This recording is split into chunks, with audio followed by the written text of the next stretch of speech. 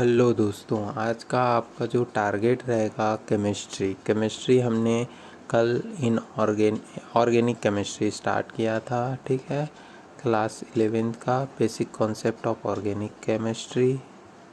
तो आज आपको इस चैप्टर को अच्छे तरीके से फिर से पढ़ना है, क्योंकि यह बहुत आईएमपी चैप्टर है। इसलिए इसके लिए टाइम आपका कम नहीं होना चाहिए। आप एक बार पढ़िए, लेकिन मजबूती से पढ़िए और चीज़ों को बार बार रिवाइज कीजिएगा, चीज़ें आपको याद हो जाए। आप इतनी बार पढ़िए, सभी जो स्ट्रक्चर है उन सारी स्ट्रक्चर को आप कॉपी में बना कर देखिए किस तरीके से है, किस तरीके से आईयूपीएससी नाम है, किस तरीके से ये आईयूपीएससी नाम देते हैं, केमिकल नाम कैसे देते हैं। इन सारी चीज़ों को जो है उन सारी चीज़ों को आप बार बार पढ़िए और बहुत ही अच्छे तरीके से पढ़िए।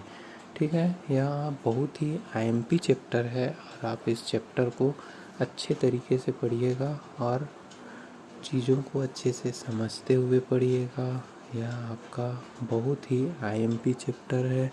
इस चैप्टर से मैंने जैसे आपको बताया है कि इस चैप्टर से आपके ऑर्गेनिक के क्या है, आपका बेस है।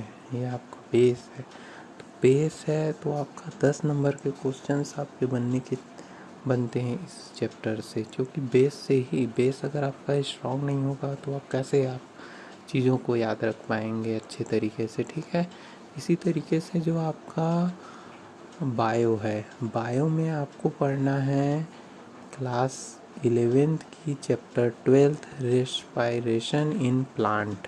ठीक है, पौधों में जो श्वसन वाला चैप्टर है उसी चैप्टर को आपको पढ़ना है। उसे आपको बहुत अच्छे तरीके से रिवाइज करना है।